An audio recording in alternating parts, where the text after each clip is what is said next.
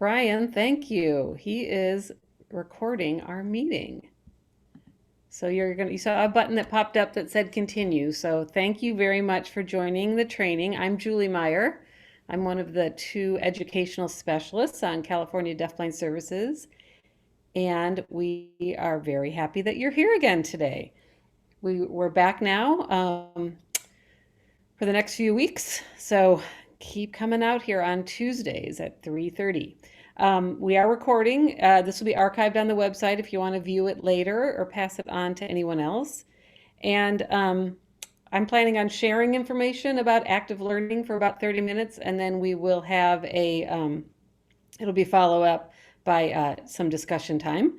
And just feel free to write into the chat if you have a question. Kayla and Maurice are watching the chat, so they will let us know if, or they'll answer a question if they can, or otherwise we'll answer it live at the end. Or you could also use the raised hand if you'd like. You'll see that bar down on your toolbar, and then over to, if you do want to speak at the end, just please say your name and so everyone knows who you are, and click unmute, which is over to the left on the bottom. And I do have a link to some resources that I'm going to share today, and so that will be posted at the end in the chat as well. So, oops, here we go. So thanks for coming. We're going to talk about active learning today. This is something that I've become really pretty interested in promoting more over the last couple of years, because I've been out in my role as a TA provider, just coming across a lot of children and youth who I think would really benefit from this type of approach. And so I've been going to a lot of virtual trainings and looking at a lot of great online resources. So my plan today is just to talk a little bit about what active learning is. And then the second half, I really want to kind of just take a dive into looking at this really wonderful website called Active Learning Space. And they've just got so much there for educators and for families. And I actually think that one thing that's been an upside, perhaps, to this extended stay at home where kids haven't been able to be in school for instruction is there are a lot of opportunities to continue practice, to using the practice of active learning at home and making it really meaningful with a lot of materials and a lot of things around the home. So I'll show you some examples of that. And then I want to share with you about two great upcoming free trainings that are available to learn more. Because I do want to say this right up front. There's no way that I can really share all that I'd like to share about active learning in 30 minutes. There's just too much. So this is really something to kind of whet your appetite to learn more. And I'm assuming from some of the names that I saw in the participant bar that, including the person that's just about to enter right now, I know a lot of you have a VI background or early intervention background. And so some of you folks have probably heard about active learning before. So, so here we go. All right.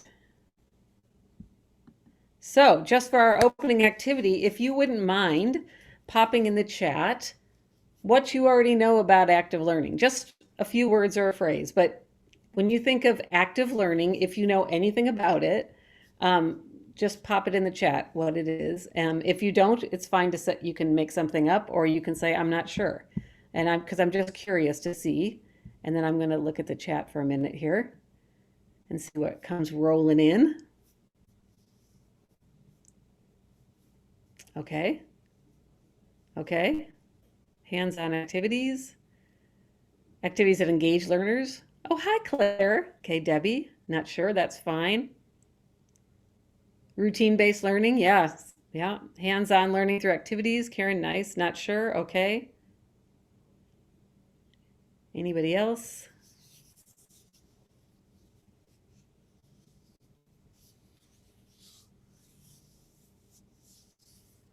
Okay, I'm not seeing any more come in.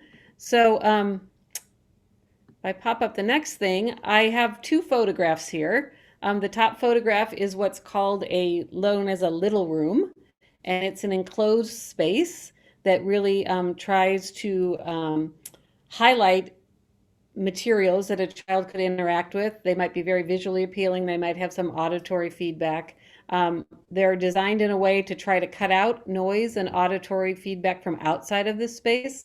So it's really kind of putting children in an environment that can be very responsive. So that's called a little room. I'll tell you a little bit more about that. And then down here, we have got this cute little fellow and a teacher or care provider sitting on a board that is called a resonance board. And that's what I was curious to see, is if actually little room or resonance board popped up in the chat, because I wanted to make sure that everybody knew that active learning is not just a piece of equipment, or it's not just the little room or the resonance board. And sometimes I come across that when I'm speaking with people where they think, oh yeah, we do active learning. She uses a little room a lot.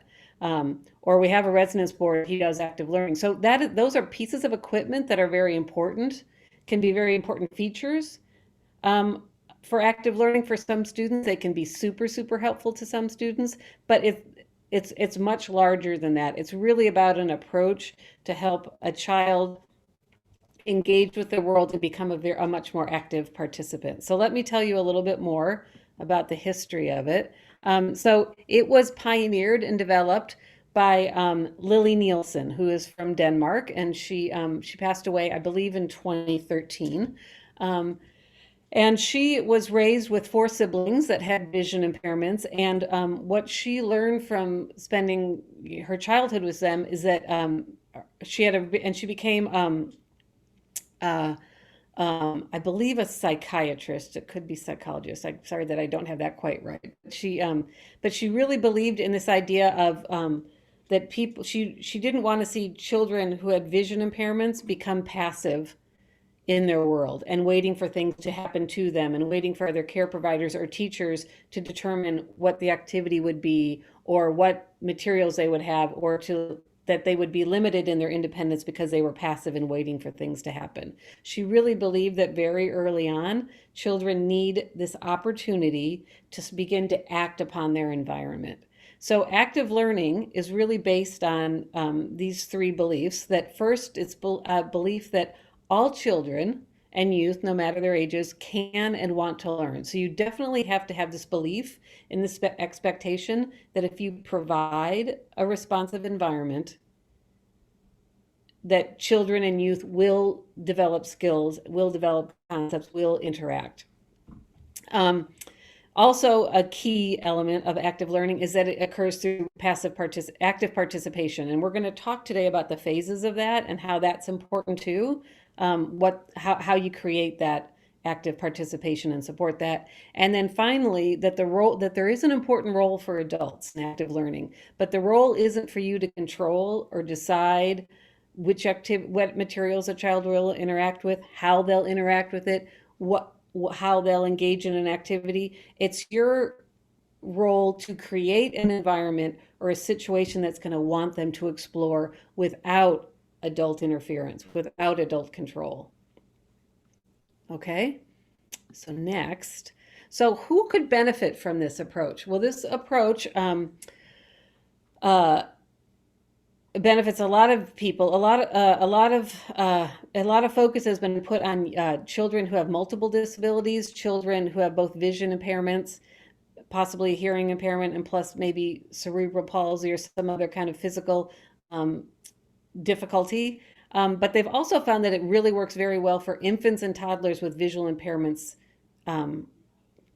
without any kind of additional sensory loss or additional disabilities. But just for children who aren't getting that same feedback visually from the world, the kind of things that makes other typically sighted children reach out and to start to explore and act upon their environment.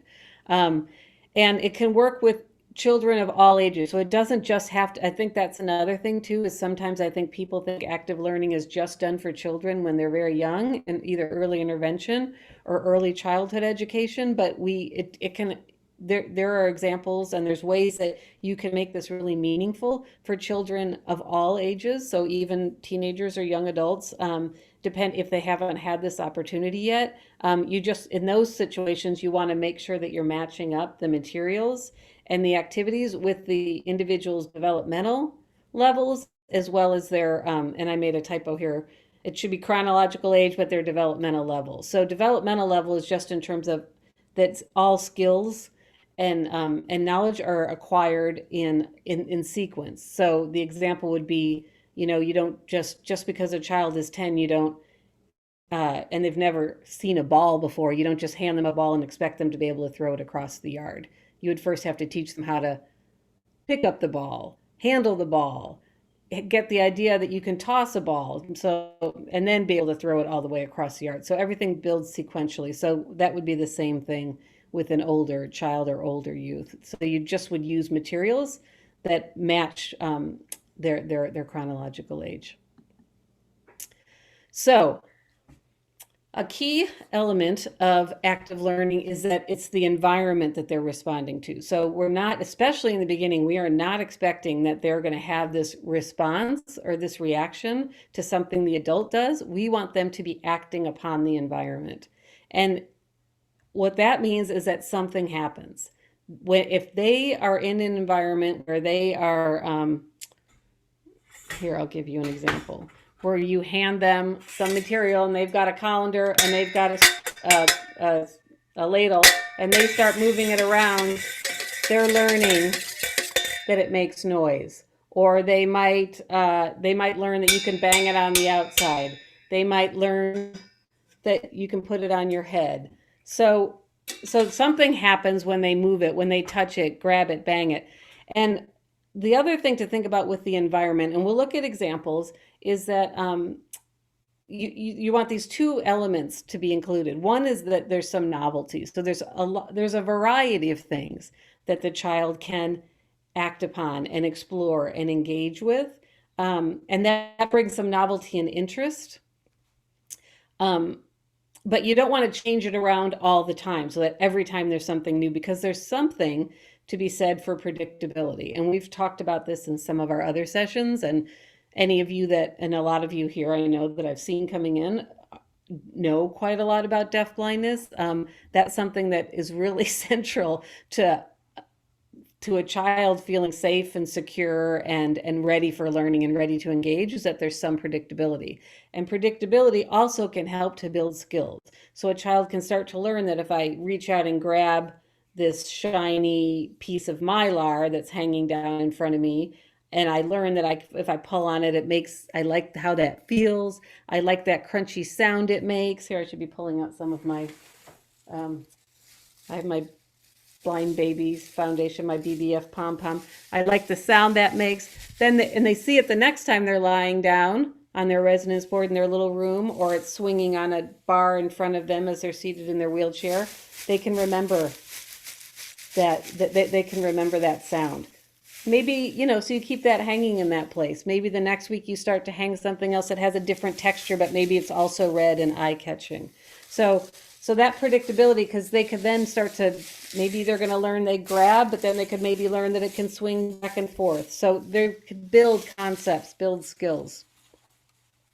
The other key thing is that you want the environment is going to always be very individualized to the child. So that's another key reason to remember that it's not, you can't just, you can buy the elements of the little room or a resonance board, but it doesn't, the rest of the kit or the other things you use are not all the same for every child. So it's not just something that's factory ordered in that way in terms of all the elements you use, because you want it to match, you want to pay attention to what the learner's preferences are, but also be providing them with just the right challenge. So you want to have things that are going to be enough that they're going to be novel and new, and they're going to practice a new skill, or make some new connections about maybe the texture or the sounds or the things that they're looking at.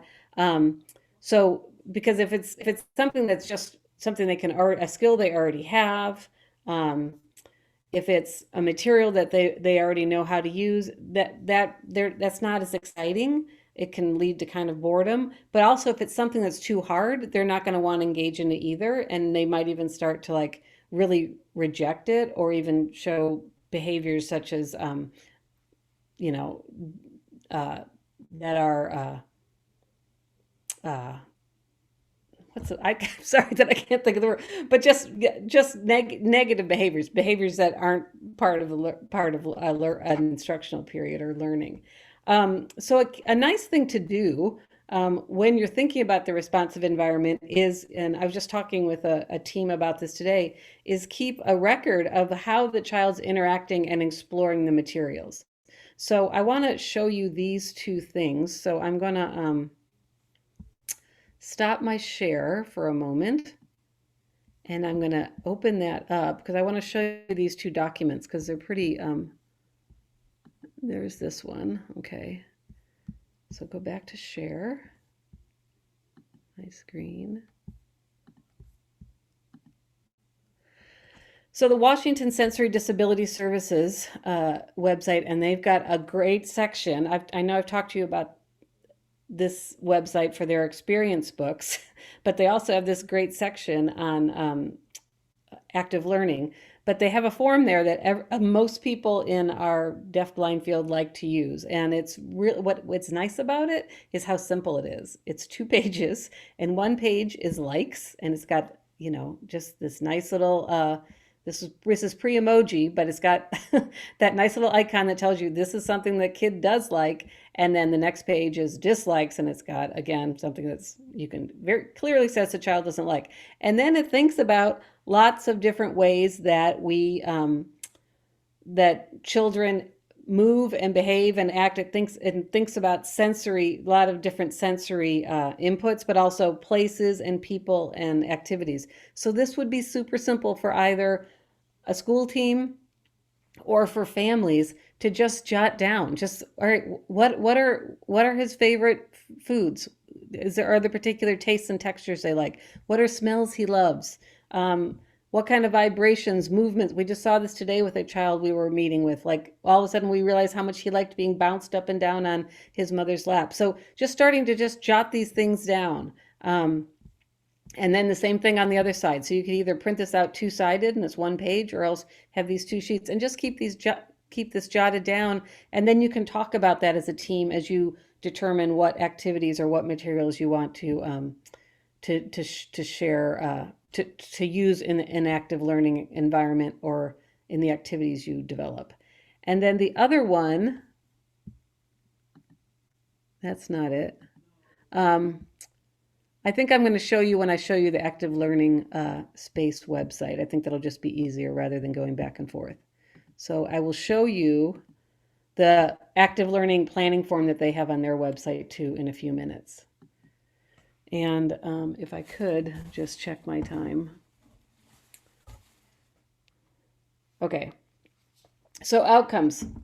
These are all good outcomes, I think we could say. Like, and this is the hope of what would happen if you are using active learning approach on a really, really regular basis. So, and what you'll see when we look at the website is that there's lots of ways to do it. So it shouldn't be trouble finding time to be able to do this in your day, because what I would recommend is just fitting this into routines that you're already doing within the day. But it really does help the child develop skills in so many areas that have to do with how they're initiating communication or making choices, but also refining their motor skills, their vision skills, listening skills, and then just becoming more aware of their impact on the environment. So developing some agency, knowing that if I do this, that will happen, kind of learning that idea of cause and effect, consequences. But it also really helps the educators and family members learn about the child's interests, see the growth that they will have in their skills and their understanding of concepts. So good things that we're looking for. And then I've mentioned some of these a little bit already, so I'm not going to spend a lot of time on it, but there's some key points, and there's a whole section on the Active Learning Space website to learn more about this. But the key points is that it's really promoting active participation. So you're doing things where you're expecting the child to act upon their environment. And it could be very, very subtle, and it takes time. So that's the other thing I want to say is this is not something that's magically done overnight, but you set up the environment, you look for things that are engaging or interesting to the individual, and then if you're not seeing a lot of things that are engaging, then try new things or try to have maybe add a different element. Maybe they need more more things that light up in the environment. Maybe they need materials that make a little bit more noise. Maybe you should try to lay the child on a resonance board. So that's it's a piece of very thin piece of plywood that's put on an inch high or 2 inch high piece of wood all the way around the edge, just the edge. So when it's lying on the floor, there's a space. And underneath that space is just air. And so when the child or anything is moving on that board, you're going to get tactile feedback as well as auditory feedback. So maybe that would be something to enhance it. The other thing I talked about this earlier was developmentally appropriate, that you're putting materials, you're setting up situations that the child can't is ready for. And if not, if they're not quite ready for it yet, you won't see them engaging with the materials or with the situation or activity, and you might actually see them do something to really get out of that situation or do some negative behaviors. You want limited distractions because you want them to be focusing on the environment and that you've created, whether that's a little room, whether it's lying on a blanket with just toys around you or sitting supported with toys around you, whether it's hanging things above a bar as you're sitting on your wheelchair, in your wheelchair, or having things on your wheelchair tray that you're interacting with. It should be something that's highly reinforcing. So again, going back to that form I showed earlier, the likes and dislikes, as you identify what's reinforcing to the child, build those into the activities. So you might be trying to teach a child how to grasp something. Maybe maybe you want them to be stretching out a slinky, but they're not ready to do that yet. But what they do love to do is push things off a tray or drop things. So maybe this is one of the items that's out there, but you also have balls there that they can drop or balls that they can roll around. So you have something there that's pulling them in, and then you put in something that's just the right challenge, something a little bit more for them to do. And then repetition. So practice makes perfect, right? So give children time. I talked already about the novelty and the predictability. Do those types of things so that the child can start to learn how to use these different materials, make something happen, react to the feedback that they're getting, whether it's visual, auditory, or tactile. And then there's 5 phases, and I wanted to go into 3 of them, and I'm feeling like we're not even going to have time to dig too deep into that. So really, where you should learn about this is at the upcoming trainings that are coming up that I'm going to share with you, but also on the Active Learning Space website. But the first 3 are a really good place to start. And the reason I want to focus on these is because it's really important that I think a lot of us would naturally jump into wanting to interact right away with the child and the materials or start to imitate. And really the first phase has to just be the offer, that we're just putting the materials out there and we're waiting to see what they will do.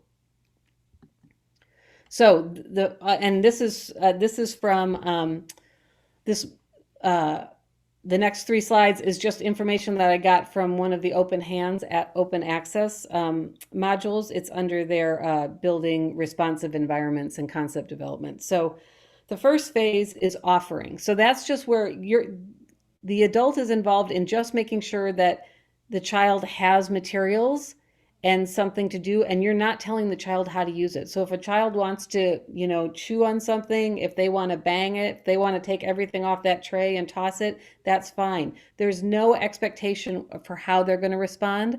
And for kids who have difficulty moving a lot, or who you haven't seen a lot of maybe exploration motorically, the expectation that you might see at first is they might not look like they're interested.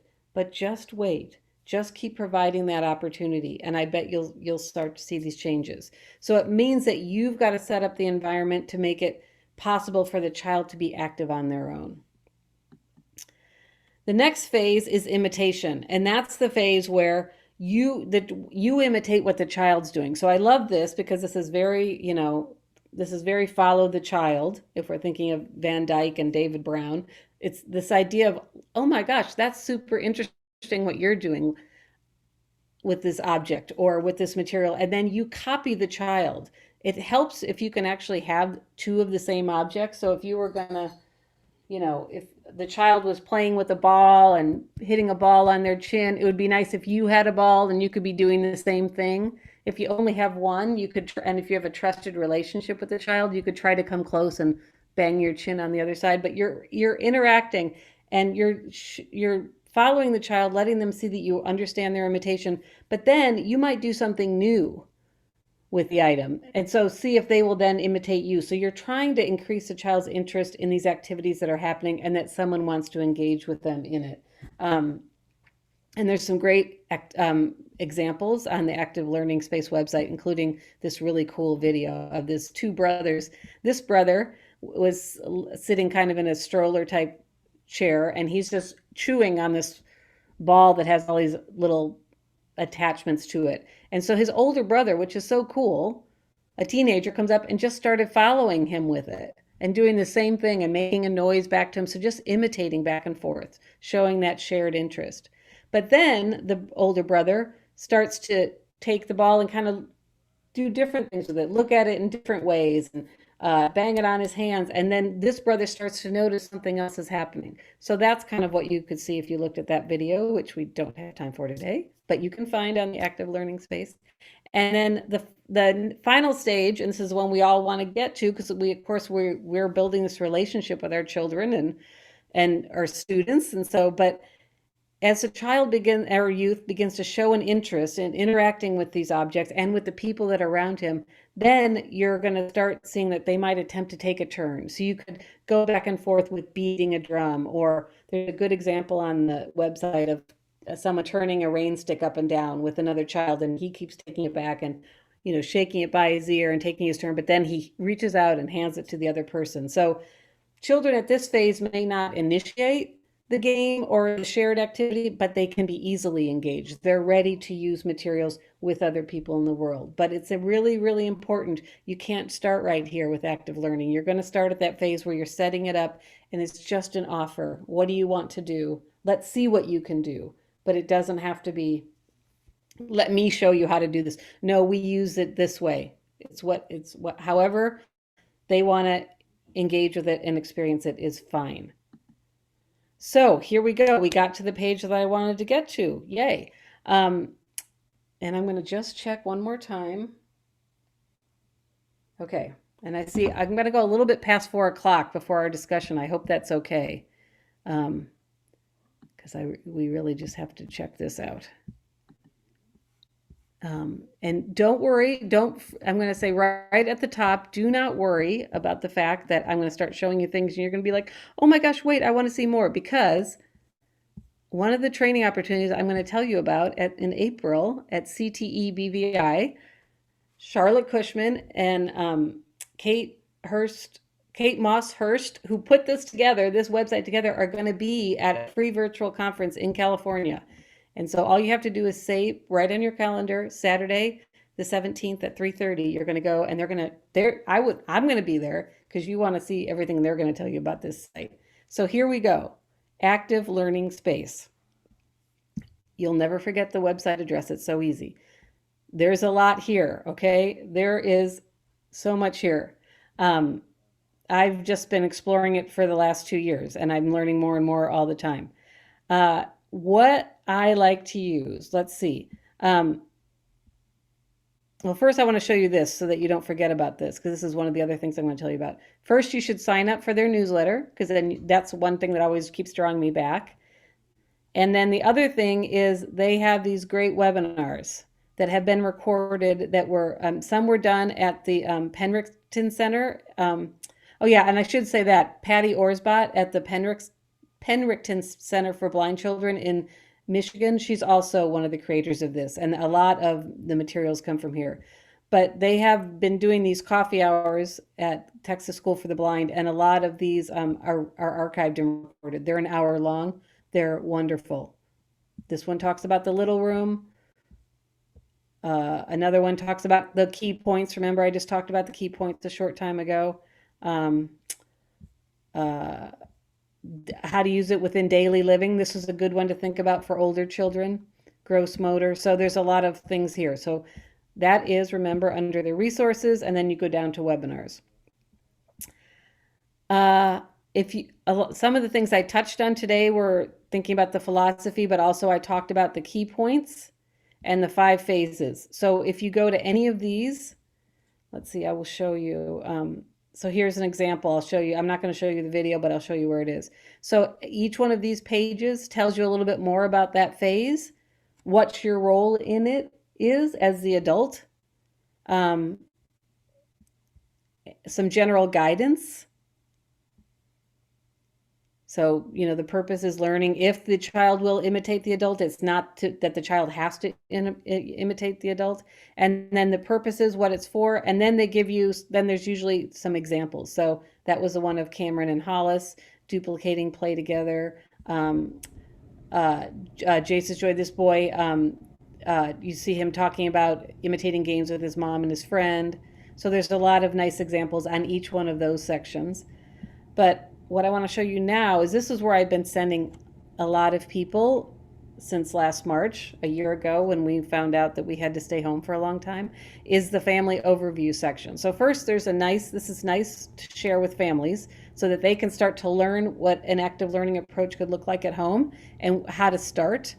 And then reminding them that cost doesn't have to be an obstacle because we can make things. We can make lots and lots of things. They have this great section under here called Home Hacks. And then if you go here, they think about different routines or places that families use throughout the day. And if you go to any of these, like let's look at the family room for a second. They just start to show you how, we're going to think of two things. We're going to think about how important playtime is and being independent in that, but also we want to make sure it's safe. So they do talk a lot about making sure that you're there involved in ensuring the child, doesn't put something in their mouth that's too small or hurt themselves, but that you're also going to allow them to just kind of explore and play. So look at this cool thing. If you've got a banister in your house somewhere, just get some string or yarn or ribbon and tie a bunch of things on it, and then the child can move along and just explore those things. And the purpose is just for exploration. Let them see what they think they can do with it. You could play games. You could set up things on a resonance board and knock them over together. I showed this example earlier. It's a laundry basket. It's got a metal tray, like a cookie sheet, and from across the room, you toss things in it. They're tossing dice. They're tossing coins. That could be super fun for a kid that loves to throw things. This was the example of the banister. So if a child's kind of kneeling and cruising around, and then I love this one. What about for a kid that's cruising and just learning to walk? We'll set things up on the sofa, on the couch that they could just kind of interact with and explore. So there's a bottle, it looks like, with maybe some rice in it. There's just packages. I don't know if these are packages with ribbon or something. Looks like a measuring cup with something metal in it. This has I can't tell what it is up close. And then here's some more fun stuff. Make a fort, make a blanket fort, and put things hanging down underneath for the child to. So there's just tons of things that you can do. So that's just the family room page. I also like to show the kitchen page. Also has some fun examples. And then what I want to show you is this section too, because I think you could get ideas if you're a practitioner, and if you're a family, you should definitely check this out. And if you are a practitioner, you could show this to families. So they have ideas for older and younger learners. But again, just thinking about a laundry basket that has holes in the side and having things stick out of it and playing with that. This is a rather lengthy video, but it's really cool. I'm not going to take time because I want to have time to talk with you all, but it's just a bath mat, those bath mats that have, the ridges on it and things like that. And then they got those gel kind of bath beads or water beads and put it on, and he's just exploring with it. He also has a mylar kind of ribbon, crunchy thing hanging up above the chair too that he can grab onto. But so you can check those types of things out. This is the same boy, just things hanging in front of him. So when he's seated in his wheelchair. So it doesn't just have to be for children lying on their back and playing. It can also be for children that are seated in a wheelchair. It can be children seated up at a table. It can be kids that are walking around, as you saw, and just tossing things in the basket. So they have that for young learners, and then they have a section for older learners. And again, just using materials around the house. So just kind of being out in the garden and doing gardening, finding different materials in the house that where a child could be kind of learning how to put things together. This was a teenager just rolling a drum around in his room. So this idea of just independent exploration. This I'm not going to show it, but this is just this teenager just repeatedly opening and shutting his gate in front of his house. But it's a great example of active learning, but he's also kind of learning how to do this thing independently now. But for him, because of his visual impairments and some of the other issues he has going on, it wasn't enough to just like, this is a gate, this is how you open it, go through. It was really important to stop and let him kind of learn about that himself. So, and then the only other thing I wanted to show you, I think it's here. No, it's here. Is it program play? No, it's here. Ah, where is key points of act? No, I want to show you the other assessment tool, the form they have. Maybe it's here.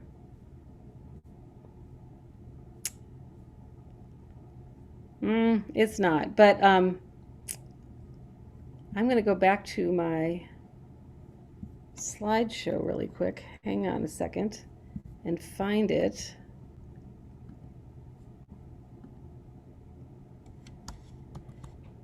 And here it is. Okay.